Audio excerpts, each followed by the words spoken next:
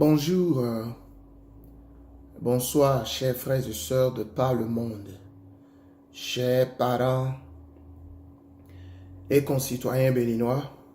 Partout où vous êtes, recevez mes salutations les plus respectueuses. Vous n'êtes pas sans savoir la situation qui prévaut dans notre pays depuis un certain temps. Aujourd'hui, je crois que au lendemain des élections législatives de cette année, il s'impose qu'on s'arrête et qu'on tire quelque peu, si on peut encore dire cela, les leçons de nos agissements et de nos comportements tout au long de cette crise qui secoue notre pays et qui continue désormais par nous hanter l'esprit. C'est vraiment le moment de s'arrêter pour, autant peu soit-il, décider de regarder vaillamment et en face les réalités qui aujourd'hui sont les nôtres dans notre pays. Vous n'êtes pas sans savoir que depuis que le Bénin a été proclamé indépendant, c'est pour la première fois que nous allons à des élections législatives aussi divisées dans un pays aussi partagé sur le point de vue de l'opinion publique et de nos politiques. Pourquoi le Bénin en arrive-t-il là? Pourquoi aujourd'hui notre intelligence légendaire a déserté les lieux? Pourquoi aujourd'hui notre maturité démocratique a juste cédé place à ce que j'appelle désormais une amaturité et puis une délinquance politique? Pourquoi aujourd'hui ce virement en enfer, si vous voulez l'appeler ainsi, du Bénin sur le plan politique? Pourquoi ça ne va plus bien? Alors là, si nous ne faisons pas face et que nous ne nous disions pas la vérité, ce n'est juste que le début, le vrai début. Et j'ose ne pas avoir raison. Je prie pour que je n'ai pas raison sur cette assertion que je vais faire tout de suite. J'espère que ceci n'est pas le début, le grand début d'un désordre qui va désormais miner la vie politique et sociale de notre pays. Au lendemain de ces élections, je pense que le peuple béninois, y compris moi, avons toujours œuvré pour la paix et la sérénité, la cohésion et l'entente nationale. Mais à quel prix nous avons œuvré pour tout cela? Comment est-ce que nous avons œuvré pour tout cela? Est-ce que nous avons quelque part tordu le cou aux institutions,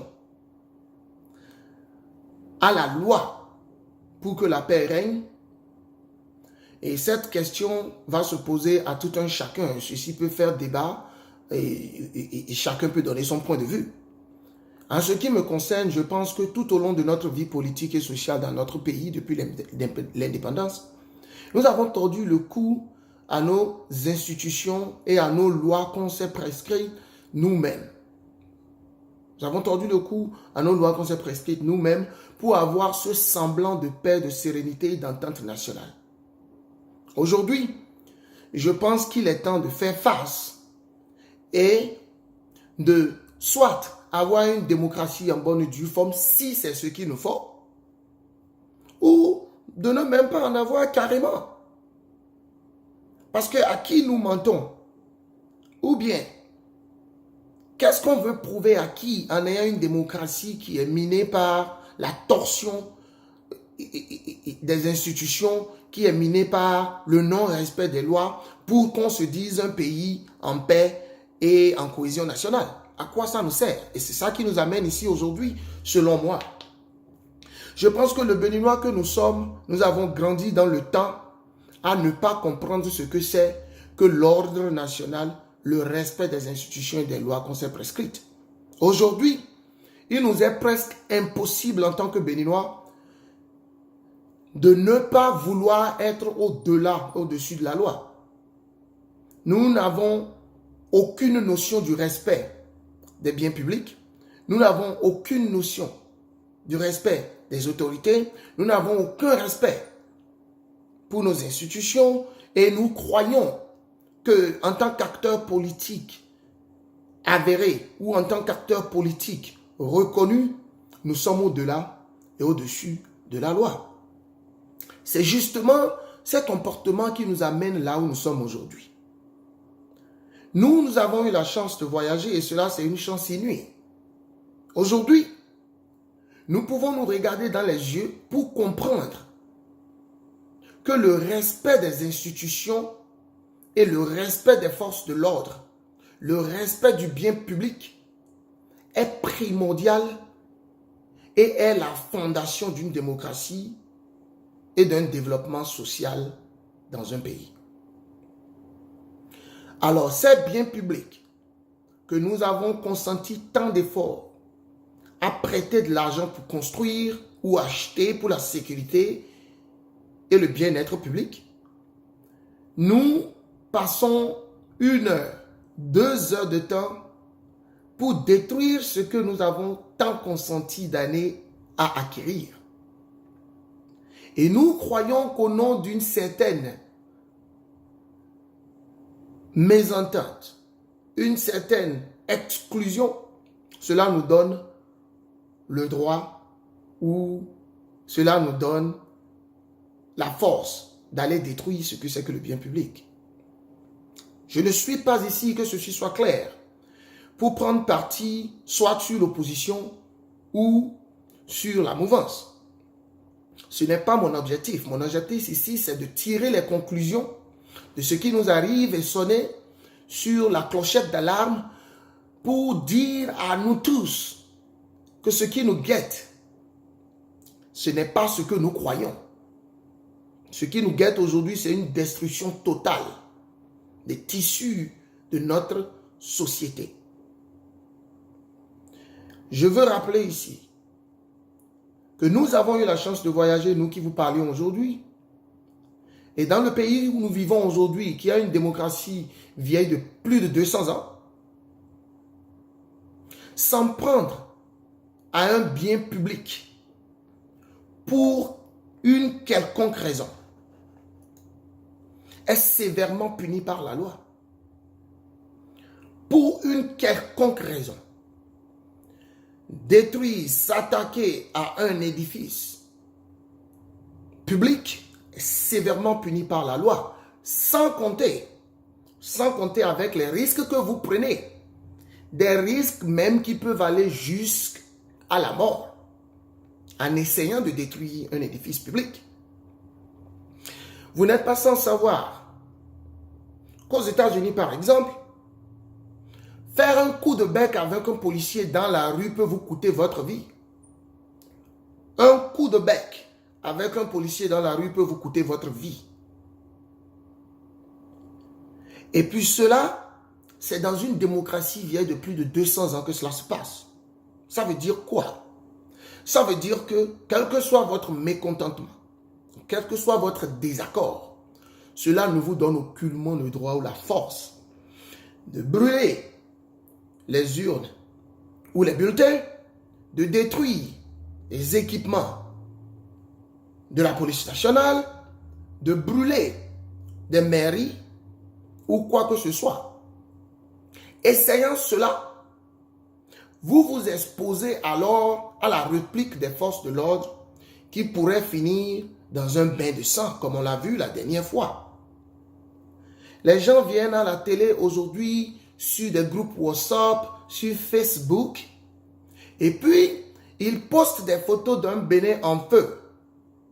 Des gens qui ont reçu des balles. Des gens qui sont morts. Disant que c'est notre situation actuelle. Chers frères et sœurs, à qui la faute? Rentrez dans vos chambres aujourd'hui si vous en avez encore et réfléchissez sur cette question. À qui la faute? La faute est au gouvernement, exclusivement, ou bien la faute est à l'opposition, exclusivement, ou bien la faute est à la population elle-même, exclusivement, ou bien la faute incombe à ces trois entités que je viens de citer, à savoir le gouvernement, l'opposition et puis le peuple béninois. En ce qui me concerne, je pense que la faute nous incombe à nous tous. Que quand on décide d'appeler au désordre, on décide d'appeler le peuple dans la rue pour détruire, essayer de descendre un légitime président à cause des désaccords qu'on peut avoir, je crois que c'est une action irresponsable et c'est ne pas mesurer les risques de ce que nous faisons. Aujourd'hui, on crie, on dit que le Bénin a fait à 100. Il y a 3 jours, il y a 4 jours, il y a 1 semaine, il y a 1 mois, il y a 2 mois ou 3, quand nous étions en train de dire que le désordre et un pays brûlé n'est pas seulement un risque au gouvernement, c'est aussi un risque aux opposants qui veulent le faire et c'est aussi un risque à la population qui les suit dans ces actions-là. Aujourd'hui, nous en faisons conséquence et nous en faisons alors les conclusions. Je veux seulement ici, respectueusement et humblement, demander à tout un chacun de s'asseoir et de récapituler ce qui s'est passé ces 2 dernières journées dans notre pays et de comprendre que c'est une petite image. C'est juste une petite... Comment on dit ceci? C'est juste une petite image ou une petite édification de ce que c'est un pays en désordre et déstabilisé. C'est encore même rien du tout. C'est pire que ce que vous avez vu il y a 2 semaines. L'Internet a été coupé pour 1 journée et tout le monde crie. Dans un pays totalement bouleversé et totalement à feu et à sang, l'Internet n'existe pas. Le téléphone n'existe même pas. L'électricité est coupée. Nous n'avons plus d'eau courante. Dans un pays en désordre, n'importe qui peut rentrer chez vous, n'importe quand et n'importe comment, vous décapiter la tête, vous assassiner et continuer sans que personne ne dise un mot et sans qu'on ne le répère. Et ceci est un risque que tout un chacun de nous court dans ce pays aujourd'hui.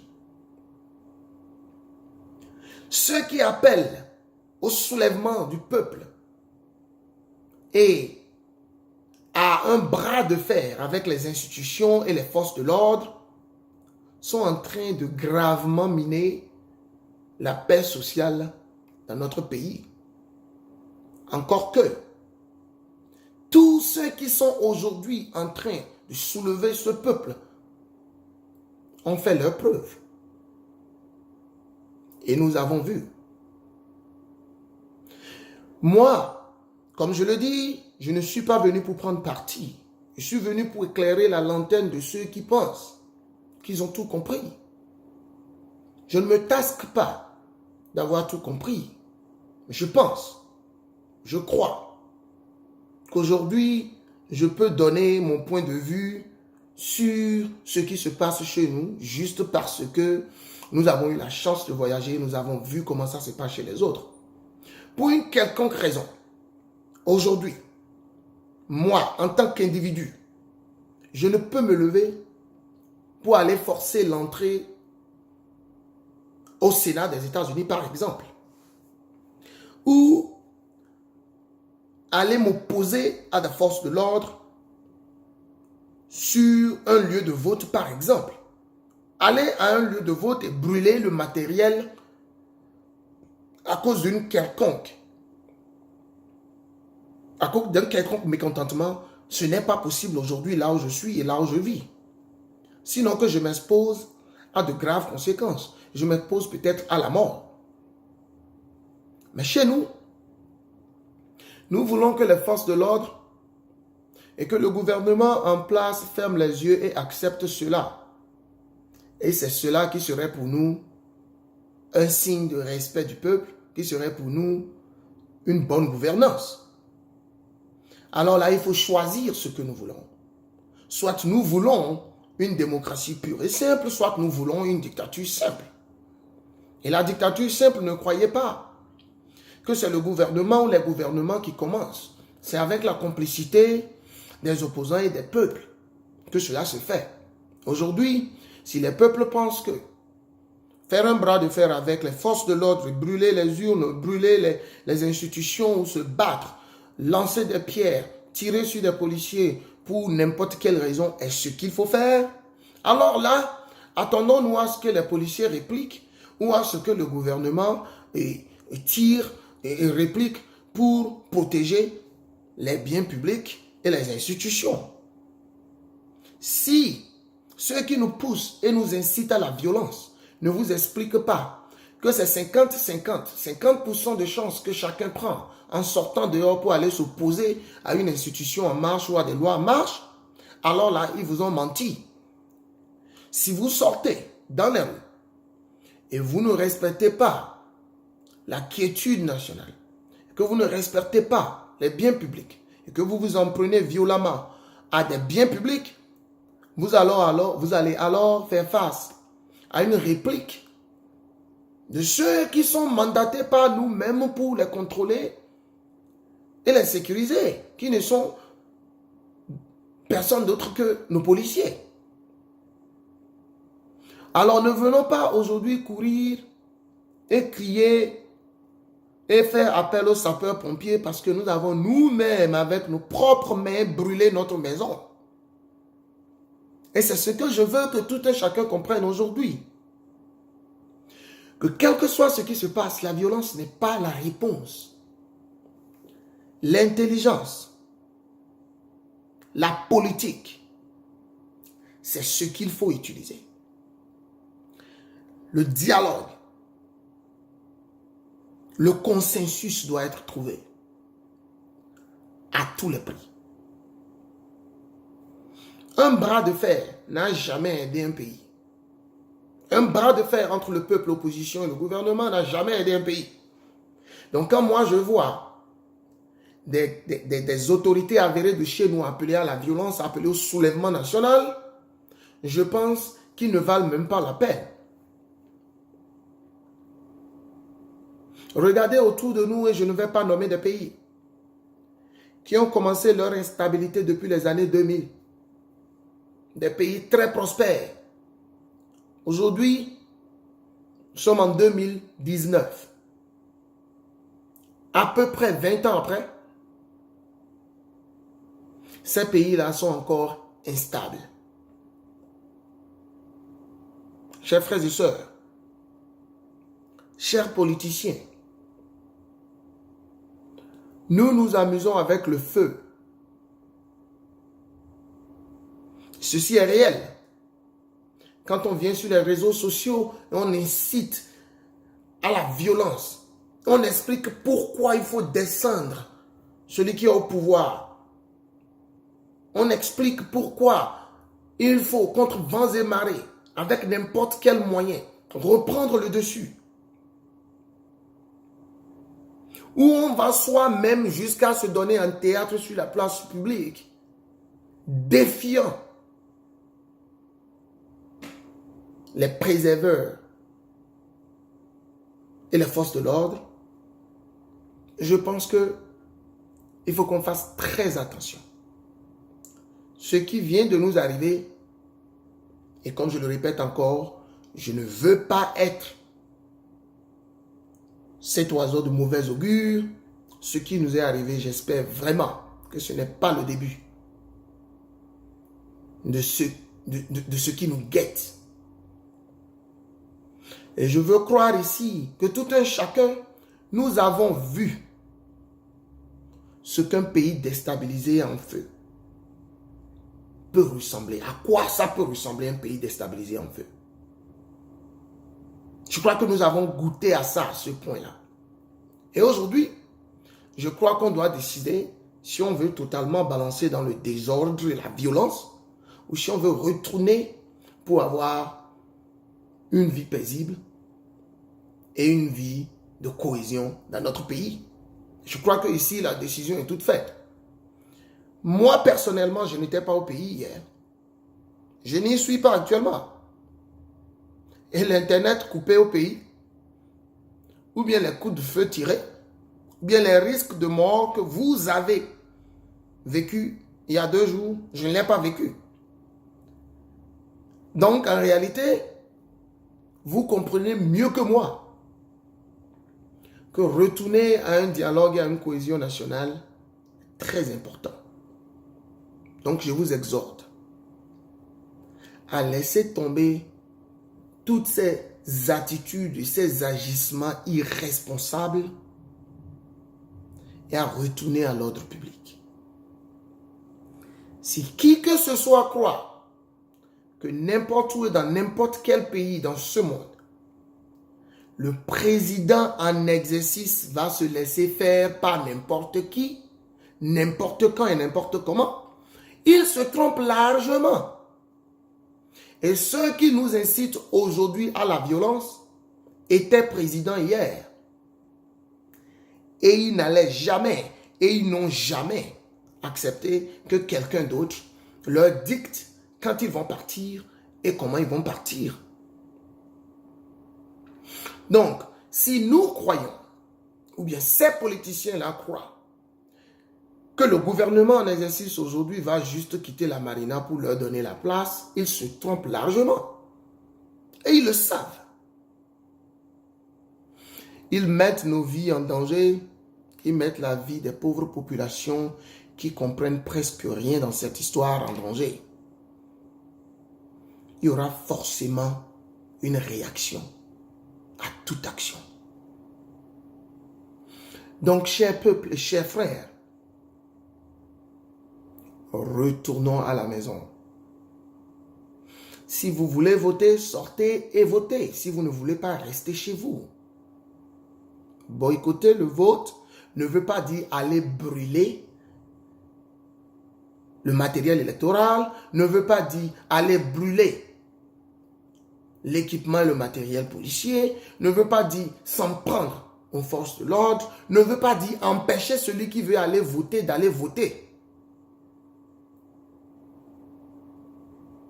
Exprimer son mécontentement et ne pas vouloir voter veut dire rester tranquillement chez soi et ne pas voter. Et si une manifestation est autorisée, allez faire la manifestation de la façon la plus pacifique. C'est ce que ça veut dire. Exprimer son mécontentement et son désaccord par rapport à ce qui se passe. Refaire des bases plus claires.